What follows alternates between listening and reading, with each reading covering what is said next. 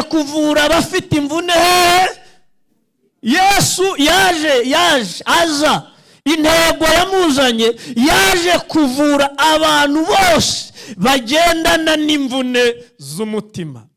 Nta mafaranga baguha ngo ukire igikomere cya nyogosenge, ntayo. Reka nta kintu bakujyamurira cyangwa nta nkunga bagutera ngo izakwibagize ko so yagutaye uri mutoya. Nta bihari. Ariko hari umugabo uzira icyo cyuho. Amen. Imana ishimwe. Muri ibyo yavuze ngo nageze ku mwami Yesu, ngo none umutima wanjye ngo harimo izuba ry'umucyo ngo rimurika iminsi yose. Aravuga ngo umutima uraririmba yuko nabohowe negereye umwami. Icya kabiri ngo kandi inzira yanyuzemo natwe niyo tuzanyuramo.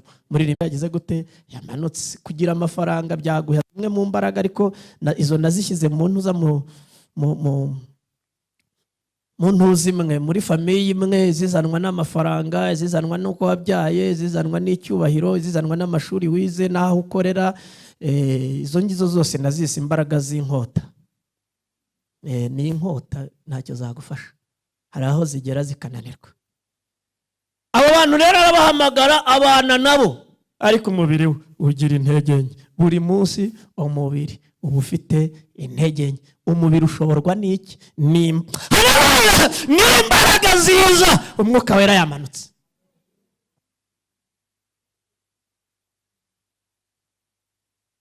Abajyanye gusenga rero bacema amagurupe abiri, iya mbere n'iya kabiri. Iya mbere igizwe n'abantu 8, iya kabiri igizwe n'abantu 3. Babonye Yesu arabagirana kandi baranamuhigira, bavuga ati twegumira. Mbese ni nka cya gihe y'igitangaza cyawe, icyo wita igitangaza. Habaye ikintu kidasanzwe, tuvuga uti Yesu nukuri nkazakuvaho jewe nafatira inkota. Yo n'amagambo uvuga Yesu yarabagiranye. Hari umunsi uzaba ukeneye imbaraga Yesu yambaye ikamba. Hari umunsi Yesu azaba yakubiswe yakozwe n'isoni. Aho rero ntabwo barahira, haba hari ikenewe imbaraga zitari iz'umubiri, imbaraga ziza umwuka wera agize gute? Amanutse. Yesu rero mu gitondo baramuzindukana. Petero gihe cyo mwemerera ibintu yabwiye Yesu byose yarabikoze, nubwo nta mumaro byari bifite, ariko sigaho, ariko sigaho iyo shaka kwaba bapfa. Mba nabwiye data sinagombye kukurusha Petero, iwacu hari imbaraga. Ariko aramubwira atoya niko byahanuwe.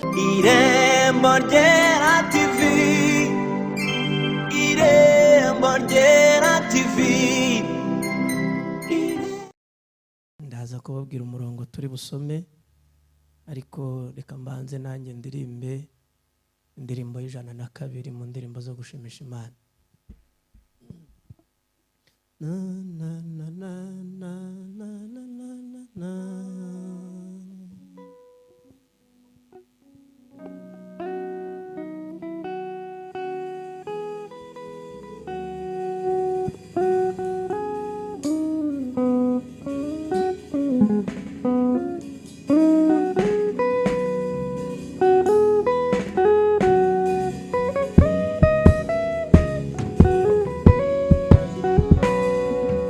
Iby'isi Yesu yabinkuyeho kubw'amaraso n'ibinkangubu. Nunamye imbere y'umusaraba, Yesu yanyejeje de mu maraso ye. Nkunda umukiza wanjye wanyiguriye igorigota kuye.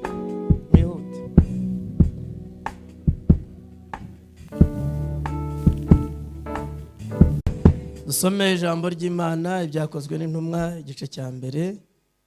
Ndibwira ko mwahageze, duhere ku murongo wa 3 tugeze ku murongo w'9. Byakozwe n'intumwa igice cya 3 duhere ku murongo wa 1 tugeze ku murongo w'9. Haravuze ngo amaze kubabazwa ababonekera ari muzima, atanga ibimenyetso byinshi agumanya kubabonekera mu minsi 40 avuga iby'ubwami bw'Imana. Nuko abateraniriza hamwe abategeka kutava i Yerusalemu ati ahubwo murindire ibyo data yasezeranije ibyo nababwiye. Kuko Yohana yabatirishaga amazi, ariko mwebweho mu minsi mike muzabatirishwa Umwuka Wera. Nuko bamaze guterana baramubaza bati mbese mwami, iki nicyo gihe wenda kugaruriramo ubwami mu Bisiraheli? Arabasubiza ati si ibyanyu kumenya iby'iminsi n'ibihe data, kumenya iby'iminsi cyangwa ibihe data yagennye, n'ubutware bwe wenyine. Icyakora muzahabwa imbaraga Umwuka Wera nabamanukira, kandi muzaba abagabo bo kumpamya i Yerusalemu n'i Yudaya yose n'i Samariya no kugera ku mpera y'isi. Amaze kuvuga atyo azamurwa, bakimureba igicu kiramubakingiriza. Amen. Ubutumwa bwiza bwanditswe na Yohana igice cya 20 umurongo wa 21. Ubutumwa bwiza bwanditswe na Yohana igice cya 20 umurongo wa 21. Aravuze ngo Yesu yongera kubabwira ati amahoro abe muri mwe. Arahozeho. Hari ibintu byose byahozeho. Mbese mu yandi magambo ndashaka kuvuga ko hari ibintu bitazanye Yesu. Hari ibintu byahozeho no Yesu ataraza. Hanyuma rero ibyo bintu byahozeho Yesu ataraza ntago byamuzanye. Yazanye ibindi bintu bitari bihari adahari. Hanyuma rero kubera ko ibyo bintu byari biriho Yesu ataraza n'ubu nabyo birahari, ariko akenshi usanga tushaka kubyerekana ko ari mu bintu byazanye Yesu, ariko ntago byigeze bimuzana. Nawe ubwo yarabivuze avuga ibimenyetso by'iminsi y'imperuka muri Matayo 24. Yaravuze ngo uko byari biri mu minsi ya Nowa, ngo ni nako bizaba biri mu kugaruka k'Umwana w'umuntu. Bivuga ngo byahozeho ataraza bizagumaho yaraje, ndetse azanagaruka bigihari. Ibyo ni ibiki rero?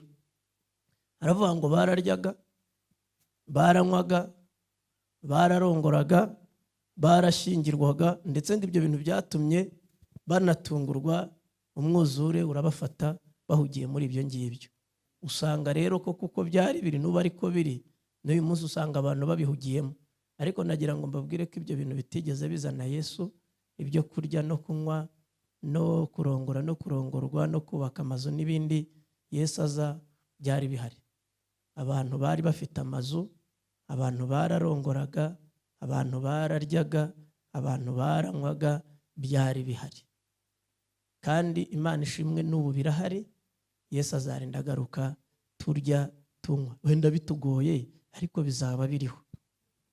Ubwo rero ntabwo ibyo ngibyo biri mu butumwa bwiza, kuko Yesu yasanze bihari. None wambaza ute se Yesu yazanywe n'iki? Bisomye mu butumwa bwiza nanone bwanditswe na Matayo mu gice cya 4 uhasanga amakuru ibyazanye Yesu. Haravuga ngo mwihane kuko ubwami bwo mu ijuru buri hafi. Yesu yaje aje kongera, aje kuvuga iby'ubwami bw'Imana. Haleluya. Yesu yazanywe no kongera kugarura ubwami bw'Imana mu isi. Kandi ubwo bwami bw'Imana ntago butura ku gasozi ibunaka. Ubwami bw'Imana butura mu mutima wihannye. Iyo umuntu atarihana ntashobora kwakira ubwami bw'Imana. Bivuga ngo Yesu yaje aje kugarura ubwami bw'Imana mu buzima bwacu. Haleluya. Ibirenze ibyo ngibyo ntago byazanye Yesu, kuko byari bihasanzwe. Isi kuva Adamu yacumura, isi yagize ibibazo. Ibyo bibazo birakura kugeza igihe Imana yatekereje ibona nta kindi cyemezo yafata, kuko abantu bayimuye mu mitima yabo. Imana ikaba itagifitemo ubuyobozi, ifata icyemezo iravuga ngo nzarimbura abantu, ndimbure ibintu byose naremye. Njya nibaza kubera iki inka zabigendeyemo, n'ihene zikabigenderamo, n'intama zikabigenderamo, n'ibiti bikabigenderamo, kandi abantu aribo bakoze ibyaha. Nuko mu maso y'Imana ibintu byose Imana yabiremeye abantu. Niba abantu badahari, ibintu ntacyo bimaze. Imana irimbura abantu, ivuze ngo n'ibintu byose ndagira gute? Ndabirimbura. Ariko n'uwagiriye umugisha ku Uwiteka, Imana irokora nanone ibintu. Haleluya. Imana irokora ibintu, buri kintu cyose ngo igenda ikirokorera kugira ngo hazaboneke ibintu bizabana na Nowa. Ariko na Nowa ntabwo byatumye ubwami bw'Imana bugaruka. Abantu bakomeje gukora ibyaha. Imana ibura intebe mu bantu kugeza igihe ijya gushakisha uburyo ihamagara none ijya gushaka umuryango wo kwa Aburahamu. Irawutoranya, iragenda kwa Isaka, iva kwa Isaka ijya kwa Yakobo. Yakobo abyara 12, nabo barananirana. Bimura Imana, bimika ibigirwamana, kugeza igihe abantu bajyaga basenga imana z'inyamahanga. Imana iravuga iti kandi nimukomeza gakondo yanyu nzayisiba, mbatatanirize mu mahanga iyo mwavuye. Nabwo abantu baranga. Abisiraheli bo ubwabo nibo baremye inama, babwira Samweli, bamubwira bati utwimike ibintu byo kujya duhora tuvuga ngo Imana niwe muyobozi, twimekera umwami tumere nk'ayandi mahanga, uwo mwami ajya dukiza. Niba Imana yari yagize amaboko makeya ntago mbizi, ariko barayimura neza. Imana ibirebye byose ibona hagati yawo n'abantu igiye kongera kubarimbura. Imbabazi zayo, haleluya, sifa kwa Mungu, haleluya. Urukundo rw'Imana, niko Pawulo yanditse aravuga ngo ubuntu bw'Imana bubonetse iradukiza, itabitewe nuko twari beza, ahubwo ibitewe n'urukundo rwayo. Imana ishaka uko bizagenda ngo ubwami bwayo bugaruke, yishakamo ikiguzi cy'ibyaha. Nzi ko muvuga ngo amen. Yishakira ikiguzi cy'icyaha, yishakira igihano cy'icyaha, Imana ikishyiraho. Haleluya. Bibiliya iravuga ngo kuko Imana yakunze abari mu isi cyane, urukundo ruyirenze, bituma itanga umwana wayo w'ikinege kugira ngo umwizera wese, uwo ari we wese, abo umukire abo umukene, abe yarize cyangwa atarize, abasuzugurwa cyangwa yubahwa, ariko namwizera abona ubugingo buhoraho. Yesu rero aje kugarura ubwami bw'Imana mu isi. Ese Yesu ataraza isi yari imeze ite? Nubwo abantu baryaga, nubwo banywaga, nubwo barongorwaga, nubwo babyaraga, nubwo bororokaga, ariko Bibiliya yerekana tubona bahanura Yesu. Ibyo batanze itangazo, Yesaya amubona yatanze itangazo, yamuhishuriwe avuga ngo abantu bagenderaga mu mwijima babonye umucyo mwinshi. Haleluya.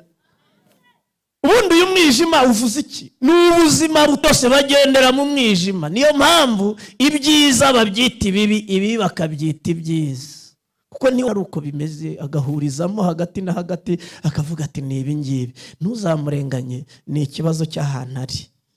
Niyo bamubwira ati se birabareba se? Ibyo ninjye bireba. Ubundi se abandeba ninde ubabwiye ngo bandebe? Kubera iki? Hari mu mwijima. Ariko itangazo riravuga ngo umucyo warabonetse. Aravuga ngo bagenderaga mu gicucu cy'urupfu. Byanditswe mu rwandiko Pawulo yandikiye Abaroma, aravuga ngo ibihembo by'ibyaha ni urupfu, ariko impano y'Imana ni ubugingo buhoraho muri Kristo Yesu. Bivuga ngo abantu bose bagendera munsi y'icyaha cyangwa bagendera mu cyaha bari mu rupfu, ariko kugira ngo bave mu rupfu nuko bahura na Yesu waje kubohora abantu ingoyi z'urupfu. Yesaya arabitangaza. Imana ishimwe cyane. Reka ne kuvugaho ibintu byinshi aho ngaho. Ikindi, iyo umuntu aba mu buzima butagira Imana nta mpamvu aba mu buzima bukomeretse. Uko wabigenza kose ntacyo wakora ngo ukire gukomereka. Niyo mpamvu umuntu ayanywera ariko intimba ntishire. Umuntu agafata icyemezo kiba akavuga ati nzaba indaya, kandi arabizi neza ko agiye mu mubabaro, ariko akabana n'umutima ukomeretse kugeza igihe anywa urumogi rwinshi, akagenda n'inkota, byose ntibigire icyo bimukiza.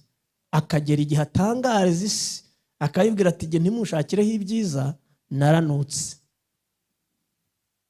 We wenyine agatanga itangazo akabwira abantu ati mundebe tigiye naranutse. Ikindi kandi impamvu nanutse nariye umwanda. We wenyine akabyamamaza n'akanwa ke akabihamya. Nta yindi mpamvu ibitera. Afite ikibazo cy'umutima ukomeretse. Muririmbyi wa 16 yaririmbye neza. Haleluya. Haravuga ngo aba Yesu bishimira izina rye ryiza, ngo ribamara imibabaro rikabatenyura. Aravuga ngo umutima ukomeretse niryo riwukiza, ushonje rirawaza, riruhura urushyi. Yesaya yongera kumuvuga neza mu gice cya 61. Aravuga ngo umwuka w'Umwami Imana ari muri nge, uko yasize amavuta ngo mbwiriza abagwaneza ubutumwa bwiza. Ubutumwa bwiza si ubundi, nubwo ubwami bw'Imana. Haleluya. Nubwo ubwami bw'Imana, ibirenze by'ubwami bw'Imana nubundi butumwa. Nubundi butumwa. Aravuga ngo yanumye kuvura abafite imvune.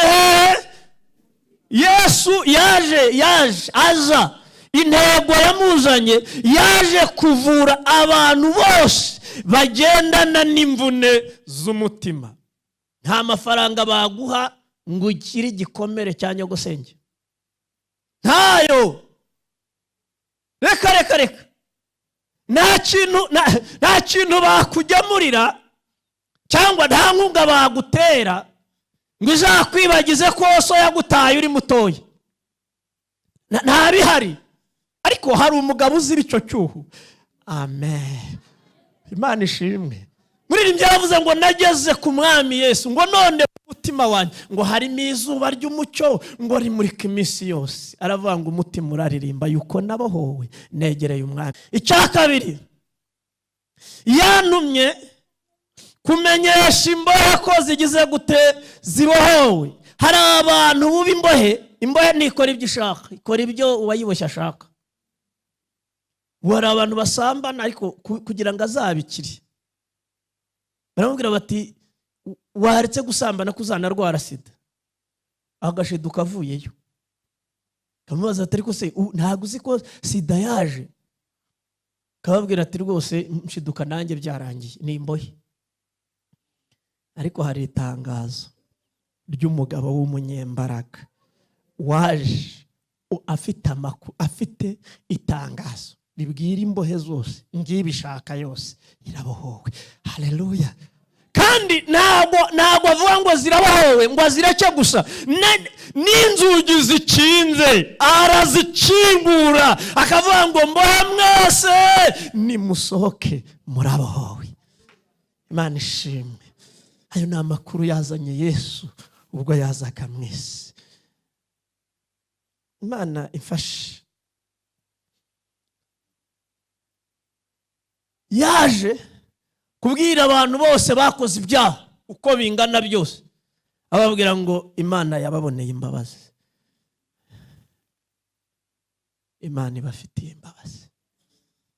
Nanjye mfatanije na Yesu wampamagaye, mbwiye abanyabyaha mwese ko Imana yatanze imbabazi. Haleluya.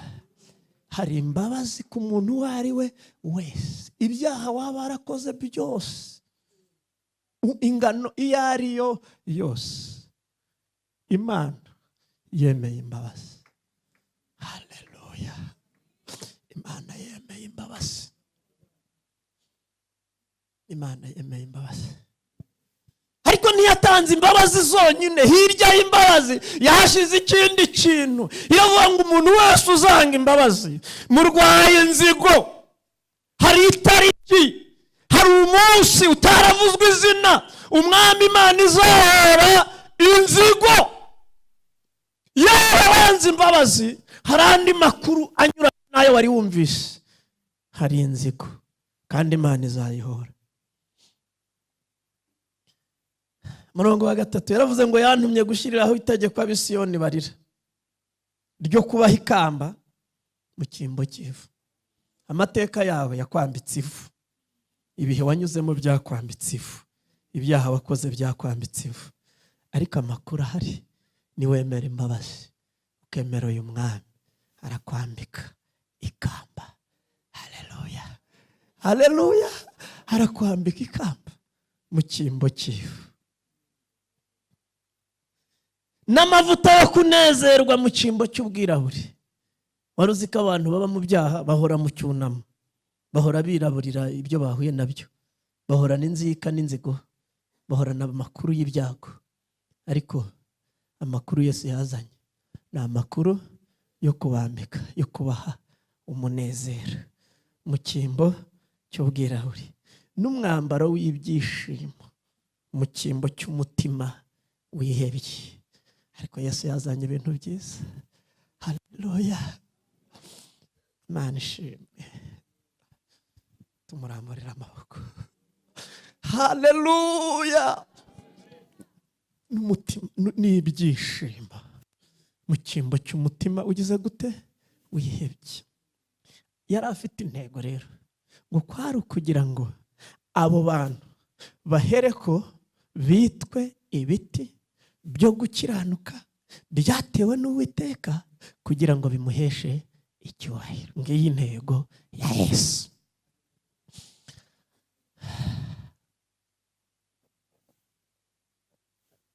Ngicyo ibyazanye Yesu, ngubwo ubutumwa bwiza, niyo intego yo kuza kwa Yesu. Hanyuma rero araza,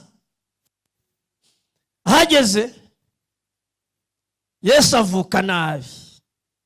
Murabizi rwose, Yesu yagiye mu muryango utimukirwa, ahantu batimukira n'umuntu ugiye kubyara. Kandi ikintu kiza gutuma dukenera imbaraga, ndaza kukibabwira muracyumva. Yesu aza nyine anyuze muri uwo muryango. Uzi ko Yesu yahanuwe na Yesaya agashira imyaka 700, ariko umunsi yavutse nta wabimenye. Haba abatambyi, haba abahanuzi, haba abami n'abacurabwenge, nta bamenye ko Yesu yavutse. Icyo kintu muze kugenda mucitaho, ndaza kugitindaho, ko gikeneye imbaraga zizanwa no kumwuka weragize gute? Yamanutse. Aravuka igihugu cyose ntibabimenye, ahubwo abanyabwenge bavuye iburasirazuba abari babamenya ko umwami yagize gute. Kandi ikintu ushimira Yesu, aho yavukira hose babimenya batabimenya, amakuru azatangazwa bimenyekane. Abanyabwenge nibo bazanye inkuru. Reba igihugu cyose gusinzira umwami akuka, wahanuwe uzwi neza, ariko byarangira ntihagire ubimenya. Yesu arakura, agira abamukunda n'abamwanga. Ni nayo mpamvu ngira ngo mbwira abantu mushishikajwe nuko abantu babakunda murata umwanya. Uwo mwanya Yesu ntago awufitiye, ntawe afite, ko nawe hari abamwanze n'abamukunze. Yesu yagize ibihe byiza, agira n'ibihe bibi. Yagize ibyo abamukomera amashyi n'ibyo abamuvugiriza induru. Ntago rero ari wowe uri buze rwose uri gitangaza, ku buryo yaravuze ngo kandi inzira yanyuzemo natwe niyo tuzanyuramo. Muri rimwe yagize gute? Yamanutse. Kugira amafaranga byaguha imwe mu mbaraga, ariko izo nazishyize mu ntuza mu ntuzi imwe, muri famiye imwe, zizanwa n'amafaranga, zizanwa n'uko wabyaye, zizanwa n'icyubahiro, zizanwa n'amashuri wize n'aho ukorera. Izo ngizo zose nazise imbaraga z'inkota. Ni inkota ntacyo zagufasha, hari aho zigera zikananirwa. Abo bantu rero arabahamagara, abana nabo, abakura mu mirimo yabo, abaha indi misiyo. Hanyuma amaze kubagira rero, bamaze kugera iwe, akajya baganirira. Ibyo yabaganiriye ni byinshi, ndashaka kuvuga kimwe. Akababwira ati rero umwana w'umuntu azagambanirwa, narangiza atangwe mu maboko y'abagome, nibarangiza bamwice, ariko nyuma y'iminsi 3 azazuka. Yari afite abagabo rero yahamagaye, bari bafite ibintu bibiri. Mubize ntibabarurirwagamo, mu banyedini bakomeye ntibabagamo, ariko bari bafite ibintu bibiri cyangwa bitatu. Icyambere, bari bafite ubwoko bwabo bw'abayuda bwabateye kutemera ubukoloni bw'abaroma, bare mu mutwe w'ibyigomeke, bari bazi kurwanisha inkota. Abo rero wari uyoboye yari Petero. Akajya ahindukira Yesu akamubwira ati ariko Yesu, ngo bazagufata bazaca he? Cyangwa ubana n'abantu udasobanukiwe. Akamubwira ati keretse narangije gupfa. Abantu rero bafite izi mbaraga z'inkota. Yesu, Petero akurikira Yesu, hari ibintu atibagiwe nk'umuntu wari ukuze, umuntu wari ufite imyaka y'ubukure, ufite urugo. Hari ibintu bibiri atibagiwe. Icyambere ni igikoresho cy'umwuga we. Icya kabiri ni ukwirwanaho. Ibyo bintu bibiri Petero ntiyabyibagiwe, kandi ikintu ushimira Yesu ntiyigeze abimuhora. Erega nawe uzagera aho ugera umenye ko ntacyo bimaze, ukeneye imbaraga zaza ari uko umwuka wera yamanutse. Naho ibindi byo rwose bizanga. Bizanga. Nawe experience urayifite yuko hari ibintu byanze, kandi wagerageje ntako utagize. Ukeneye imbaraga zizanwa nuko umwuka wera yageze gute? Amanutse. Haleluya. Izi mbaraga z'inkota zibagiza abantu gusenga. Iyo batumiye amasengesho bo ntibasenga, baravuga baterega ibyo ari byo byose tugomba no gukora, tukayagwiza. Ni byiza nimukore, nanjye ndabashishikariza gukora, ariko mwibuke ko ibyo bintu mukorera ntabwo ari imbaraga zizabakiza ku minsi yose. Ni imbaraga z'inkota babafatiye umusoro zabarokora. Kubera ko Petero babafatiye umusoro, Yesu yarabwiye ati genda ujye kuroba. Hanyuma rero abajyana gusenga, bagejeje gusenga Petero aryamira inkota ye. Yesu akamubwira ati ariko mfite umubabaro wenda kunyica, umutima ni ukunze, umubiri ufite intege nke. Ibintu byo kujya mu ijuru gukorera Imana kuva kera uhereye kuri Yesu n'abandi, umutima urakunda, ariko umubiri we ugira intege nke. Buri munsi umubiri uba ufite intege nke. Umubiri ushoborwa n'iki? N'imbaraga ziza umwuka wera yamanutse.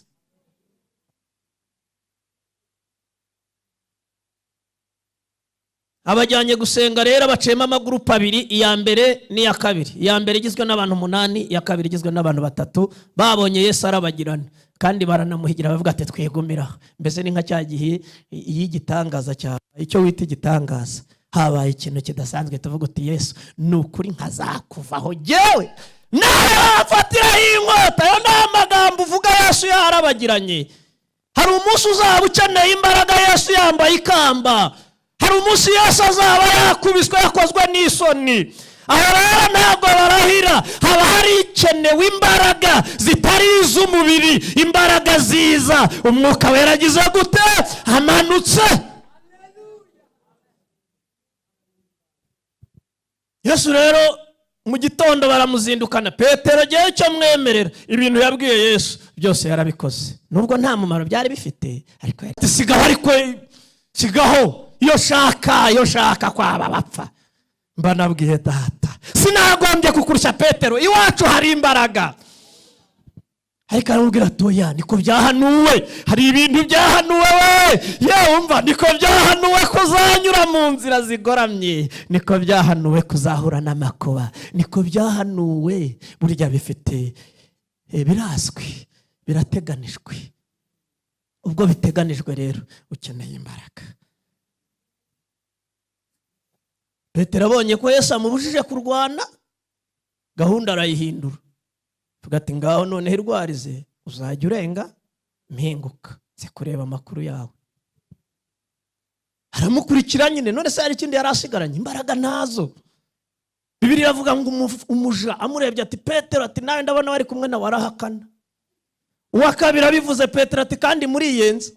Uwa gatatu abivuze ati ndabizi muhora murenganya abantu, nyine yabwiye ko muzi ngo inkoko irabika ibitse. Petero ahuza amaso na Yesu, yibuka ibyo yamubwiye, aravuga ati Petero, nta mugabo mbamo, nta kintu ndicyo, ndi ikintu cy'ikibwa. Umuntu wihakanye umugabo twabanye tugasangira nkamubona arabagirana nkaba mwihakanye. Petero ngo arira nk'umwana, haraboroga ariruka akozwe n'isoni. Imbaraga z'inkota mu minsi mike ziragukoza isoni. Ukwiriye gusaba Imana ikakuzuza umwuka wera. Ibintu byo kuba abanyedini gusa mureke tubivamo, dusaba Imana itwuzuza imbaraga z'umwuka wera. Imbaraga z'ijwi n'inkota ntacyo zizagufasha. Ni inkota. Imbaraga z'izina ni inkota. Imbaraga z'amafaranga n'amashuri wize burya ni inkota. Imbaraga z'abagukomera amashyi burya ni inkota. Hirya yabyo hakenewe imbaraga zisa ari uko umwuka wera ageze gute amanutse. Bibiliya ivuga ngo iki? Iravuga ngo Yesu nyine uwo munsi yarirwarije, bose baramuhunze, ariko Yesu yari yamanukanye imbaraga. We haleluya! Imbaraga zisubizaho amatwi abantu baje kumuhiga, akazisubizaho. Imbaraga zihanganiye inkoni kuva mu gitondo no gucirwa mu maso, kandi afite ubushobozi. Imbaraga, reka mbabwire, Yesu ntabwo yari yagize intege nke, yari ari muri gahunda y'Imana kugira ngo twebwe twuzuze n'Imana, yuzuze misiyo yo kugarura ubwami bw'Imana mu bantu, yishyireho igihano n'icyadutandukanije n'Imana, yemere kugihanirwa ngo nitujya muri we, sifa kwa Mungu, tugire ubumwe n'Imana. Rero misiyo yari yongiye, ariko ubundi yari afite imbaraga zakwikiza. Wemera ko kugira ngo uheshe Imana icyubahiro, ubundi hari ibintu bufitiye imbaraga z'inkota wakabaye wikiza, ariko ukeneye izindi mbaraga ziri butume uba igiti cyatewe n'Uwiteka kugira ngo kimuheshe icyubahiro. Nibyo koko barabakurenganya, ufite ukuri k'uburenganzira bwawe, ariko kugira ngo uheshe Imana icyubahiro birasaba kurengana kandi ukihangana. Aho rero harasaba imbaraga zitari iz'inkota.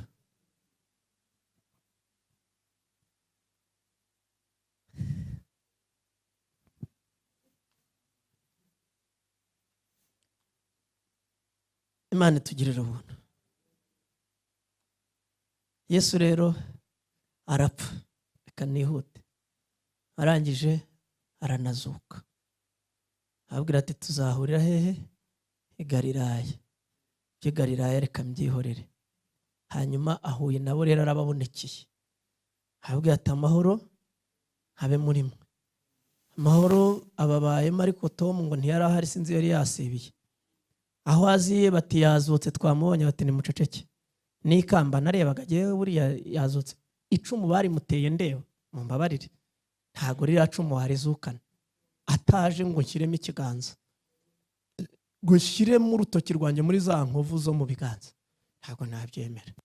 Yesu aragaruka bwa kabiri, ni nka kwa kundi ujya uvuga ngo Mana, ngo nunkorera iki ngiki ngo nukuri ngo nzamenya kuri Imana, ikagikora, ariko n'ubu nturamenya ko ari yo. Iyo haje ikindi kikiruta uhita utangira uti Imana wambabarire, ariko se koko Mana ubu koko ni wowe, ubuse koko ubuse uzahora muri urwo ngurwo, ukeneye imbaraga. Haleluya! Zihamya Yesu yazanye umutsima, ugahamya Yesu yarabagiranye, ariko ukaramera no kugendana na Yesu yambaye ikamba ry'amahwa, bamukomera.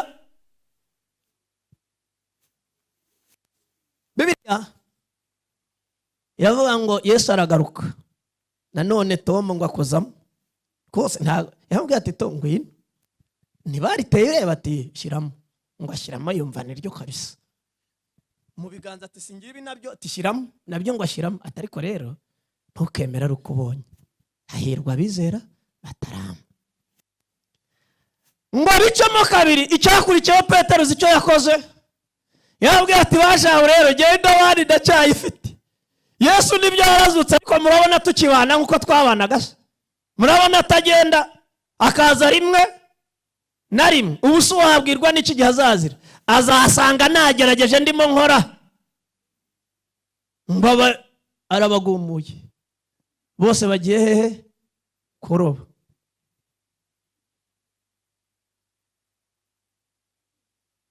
Bagezemo ngo barashakisha barahema. Ndashimira Yesu, muririmbye 150 niko yaririmbye, avuga ngo kandi iyo nyobye nkamushavuza ntareka kunkunda ntakwiriye, kandi kinsubizaho Yesu ari cyane nukwibuka urukundo rw'Imana ishimwe. Bakiri mu bwato ngo mu rukerera abantu batarabyuka, umuseke utambitse, Yesu ngo arababonekera arababaza ati bana banjye, atwita n'izina ritadukwiye. Haleluya, kubera imbabazi ze Imana ishimwe. Timufite ibyo kurya? Bati yewe. Bati ntabyo, twakesheje ijoro turoba ariko nta kintu twafashe. Ngo arababwira ati nimujugunye urushundura iburyo. Ngo bararaba barazifata, nibwo bongeye kumumenya. Yohana aravuga ati ni Yesu. Ngo avuze ngo ni Yesu, Petero ngo yiroha mu mazi. Arangije arabahamagara ngo abaha umutsima utaze ku makara. Nagira ngo mbatangarize ko Yesu afite ibiryo bidashingiye ku byo mwakoze. Gukora ni byiza, mugira umwete wo gukora, ariko Yesu agira n'ibindi biryo atanga wabuze n'icyo ukora cyangwa wakoze bikanga. Ngo abaha umutsima utaze ku makara, abaha n'ifi zokeje bararya. Uwo munsi ntiyabakundiye gusubirayo, nibwo yabajyanye. Bajya ku musozi wa Elayono, ababwira disikuru ya nyuma. Iyi disikuru ya nyuma yari yo kubavana mu kajagari babagamo. Ngo amaze kubabazwa, niko twasomye, amarana nabo akora ibimenyetso. Amarana nabo iminsi 40, abiyereka iminsi 40, ababwira iby'ubwami bw'Imana. Mwanyumvise neza? Ababwira iby'iki? Iby'ubwami bwe, avuga misiyo yamuzanye. Umva, iby'ibiryo yarabibahaye, ibyo gutura yari yarabikoze, ariko misiyo yari afite yari imwe, yari yo kubwira abantu iby'ubwami bw'iki? Bw'Imana. Hanyuma rero ngo abategeka arababwira ati akajagari kanyu ndakarambiwe, sinzongere kubabona mu mudugudu, sinzongere kubabona mu nyanja, mujye Yerusalemu, hari ibintu data yabageneye. Amina, haleluya. Hari ibintu data yabageneye, mujye Yerusalemu, mujye kubirindira, kandi mu kubirindira ntimuzave mutarabibona. Arongera arabwira ati Yohana yabatirishaga amazi, ariko mwabweho mwe mutandukanye n'abandi, mu minsi mikeya muzabatirishwa umwuka wera. Imana ishimwe cyane. Ngo bateranye baravuga bati ariko tubwire rero, ya gahunda irasohoye, biremeye urabikoze, amagambo ashize ivuga, ubwami buragarutse, abana tuvuye mu buratwa bwabo. Yesu arabareba asanga barakibaza ibintu biciriritse. Bya bintu burya ni ibiciriritse, yumva baribaza ibintu biciriritse. Ababwira amagambo akomeye, arababwira ngo rero ibyo si ibyanyu, kumenya iby'iminsi n'ibihe data yagennye ni ubutware bwe wenyine. Reka mbabwire icyo muzabona, umwuka wera naza. Haleluya. Muzahabwa imbaraga. Sifa kwa Mungu. Umwuka wera nagira gute? Nabamanukira. Muzareka kuba bakajaganya n'abagabo ba nta kigenda, muzahera ko muba abagabo bo kumpamya i Yerusalemu yose, i Yudaya yose, i Samariya, muzagera no kumera Yesu.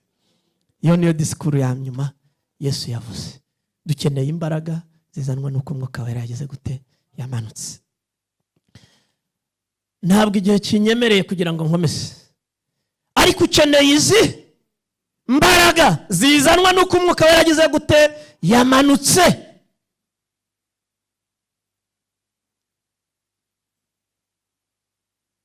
Izi mbaraga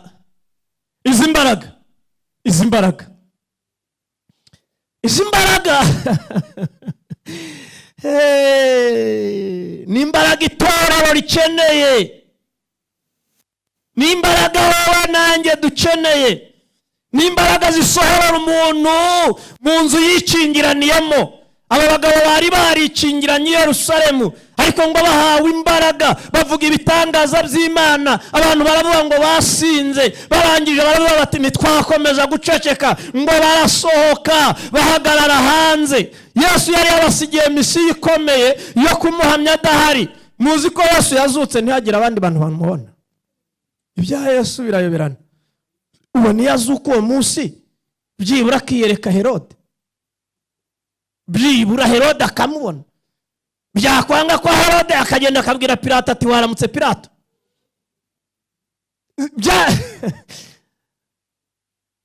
Byibura se uwo niyo yazuka akajya kwa Hana umutambyi, cyangwa se akajya kwa Kayifa, nibura akabona umutanga buhamya umwe mu bamubambye.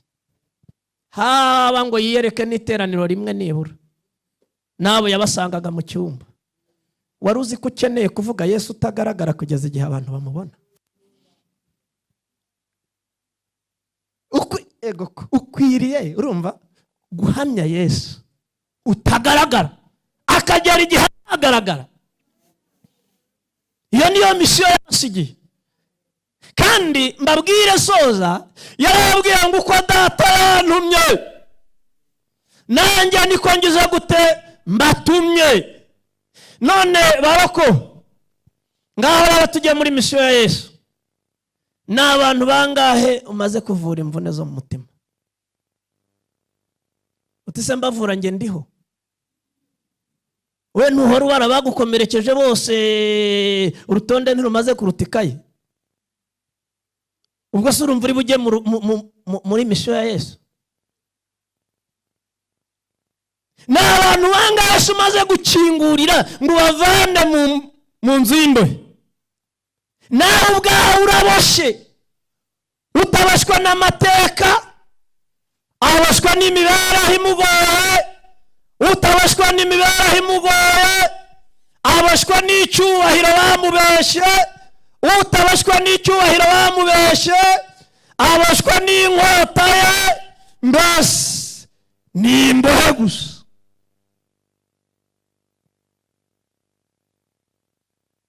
Ariko ukeneye kubohorwa. Imbaraga z'umwuka zije rero. Petero barikinguriye, barasohoka, bahagarara imbere y'abantu, barabahamiriza, bababwira Yesu baterekana, ariko abantu baramubona. Uko bageze igihe ngo bibacumita mu mitima ibintu by'amagambo gusa. Baravuga bati none tugire dute? Ati nimwihane. Nimumara kwihana mubatizwe, kandi ntimubatizwe muri ndi zina, ni iry'uwo nguwo witwa Yesu. 3,000 by'abagabo barihana 3.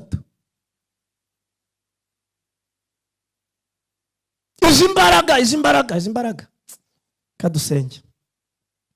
Imbaraga Petero amaze kuzibona na Yohana bajya kwirembo, bari bafite ngo umuntu waremaye, bajyaga bajyana bene wabo bagaterura bagashyira kwirembo. Reka nkubwire, bene wanyu bazajya bagushyira kwirembo ngo usabirize, niho honyine bazagushyira. Inshuti zawe zizaguha ibiceri, ariko nugira amahirwe ugahura n'abafite imbaraga bazakuvana ku irembo.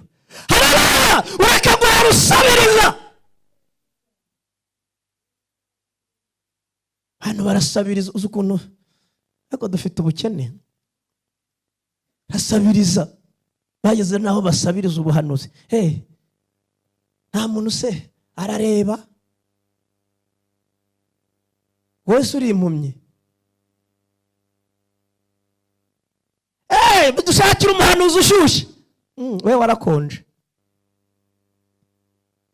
Muturime ideni mw'abahungu mwe n'abakobwa, mw'abagabo mwe n'abagore, muturime ideni, kubera ko byanditswe muri Yoweri yuko bizaba mu minsi y'imperuka Imana izasuka umwuka wayo ku bantu bose, abahungu n'abakobwa bakagira gute? None warabyirutse, ubyirukira muri Ecole de Dimanche, urinze umera amabere, ufite icyifuzo cy'umugabo, nturahanura. Nurwubaka rugasenyuka ngo rwarasenyutse, rudasenyuka se icyo cyuhuro ubona uzakiza bute ko wa musore we? Ibyo byijwi n'inkota, iby'umudiho n'inkota, ibyo haleluya ndenda n'inkota, ukwiriye kubikora ariko wuzuye umwuka wera utuvuyemo ideni. niko mwabagabo mwe bagenzi banjye, ko mwagombaga kuba mwerekwa, none bimeze bite? Ujya werekwa, cyakora isi yo igufitiye impano yo kwerekwa, kubwira ko bicitse, watera inda ugakora icyunamo, bikaba induru n'umugore kandi ariyo wayimuteye. Uzamujyana iwabo, wamuzanaga se azajya iwabo amutwite, yaje atwite? Isi yarakweretse, urabona imibereho irakunaniye, mbese umutima uguhagazemo. Ariko ntabwo ari uko warukwiye imbaraga, ukaba urimo werekwa imirimo n'Imana, ukaba urimo uhishurirwa ibizarinda urugo rwawe, ukamenya iby'iminsi izaza. Kuko Abayuda nta kindi barusha abandi, bararusha muri byose, ariko irya mbere, haleluya, banicijwe ibyavuzwe n'Imana. Urumva utari umurinde ba mama, byawe ni ukureba amaribaya yadutse, modeli ziriho, n'abandi ko bambaye neza, n'abakaranze, ugasigara iyako ariko ubwira ngo nta mugabo ugira, ukajya mu cyifuzo cyo gushaka undi, ariko uri umukene vraiment. Ibyo bibazo byose, ako kajagari kose, nta kintu cyaka kuvanamo. Haleluya, keretse imbaraga neza umwuka yagize gute, yamanutse. Mana ishimwe, torera dufite ubukene bukomeye, nabuze urwego nabushiraho, turakennye ku rwego rurengereye kugeza aho umugabo agucika akabyara kabiri we, urya gusa sheri tu, kandi urahanga nzamurinda, nzamumara umubabaro. Harya buri yajyanywe n'iki? Wa murinzi washinziriye we, kanguka ucanaye imbaraga, ukarawerekwa.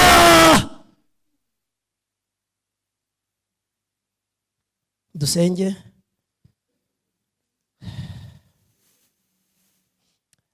Nta bindi bintu navuga, umuntu wumva ari umukene nkanjye ntago.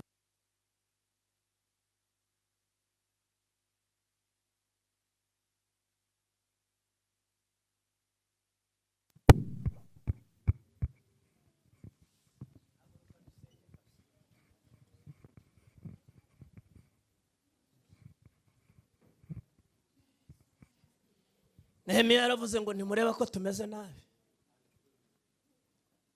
Muzi ikibazo dufite kitugoye, ni ubufindo. Umwuka ataraza abantu baba mu bufindo. N'uyu cyangwa se n'uyu nguyu, oya n'uyu nguyu. Ubufindo buzatugwa nabi. Ukwiriye gukora ibishoboka byose kugira ngo ubatizwe mu mwuka wera. Petero aravuga ati ariko hari umuntu wapfuye kandi byanditswe ko ubusonga bwe buzahabwa undi. None kugira ngo tumusimbuze tubigenze dute? Dusenge. Ariko dukore n'iki? N'ubufindo. Ngo barafinda hagati ya Matiyasi na Barinaba na Yosefu, ngo barangije bufata nde? Matiyasi. Ibyacu ni ubufindo, ni uguhumiriza ukareba ukavuga uti nanjye kubivuga byose kambe mbyihoreye, ariko niwuzuzwa uzava mu bufindo. Petero wari mu bufindo umunsi Ananiya yazanye igice, yamubonye agituruka kure arerekwa, kajya yereka udupfunyika tubiri tw'amafaranga. Aramubaza ati ariko Anani nibi rwose nibi? Ariko Anani isambi ntago yari yawe? Ati yari yanjye. Ugurishije se biguze n'ibyari byawe? Ati ni yego. Ese niki gitumye umwuka Satani yuzuza umwuka ngo agwa aho ngaho? Kubera ko yari yarakize iby'ubufindo, kwiye kuzuzwa akava mu bufindo. Reka dusenge rero. Ntabwo umwuka ajya mu bantu badafite ubwami bw'Imana, kandi abantu bagira ubwami bw'Imana ni abantu bihannye, Bibiri iravuga ngo nimwihane kuko ubwami bwo mu ijuru buri hafi. Ninde muri iri teraniro wiyumvamo ko ari umunyabyaha akaba yumva yakwakira ubwami bw'Imana, yakiriye Yesu akihana mu mutima we, akaba yumva ashaka gutandukana? Abandi wenda barimo baravuga bati turabakene ku mbaraga ariko byibura turagerageza. Ariko se wowe waba warigeze wakira Yesu? Icyaha cyawe ntukiyiziho. Umuntu wiyumva muri iri teraniro akaba yumva afite icyaha kiri ku mutima we, akumva ashaka kukihana ngo yakire Yesu nk'umwami n'umukiza w'ubugingo bwe, ubwami bw'Imana buze mu mutima we, narambura ikiganza dusenge by'umwihariko tumusengera. Avuga ati rwose Imana ibamugisha, nimutambuke muze. Nababonye mwe mwazamuye ibiganza mwese, muze, ntawo kubaseka uhari. Rega twese twahagurutse kuko turi abakene. Rata nimuze dusenge, Imana ibamugisha. Muze dusenge, tubasengera Imana. Mubwire Yesu mutumva, twabimenye ko waje kubohora imbohe, twabimenye ko waje kuvura imvune, twabimenye, twabisobanukiwe. Aho kugira ngo ngenda niyi mvune ya buri munsi, ngenda ndimbata ikintu kibi cyose, ndaje ngo unkize. Naba bonyine bashaka gukira. Intimba yawe ntuyizi iterwa n'icyaha. Nagira ngo dusenge Imana, Imana ibahe umugisha. Ntabwo ntinze, nihuse. Nawe niba uri muri iri teraniro ushaka guhura na Yesu kugira ngo wakire ubwami bw'Imana, ubutumwa bwiza nta bundi nuko wihana kuko ubwami bwo mu ijuru buri hafi. Kugira ngo bukuzeho nuko ukizwa. Nta wundi uje ngo dusenge. Niba uhari nawe ngwino dusenge Imana. Imana ibahe umugisha. Irembo Ryera TV, Irembo Ryera.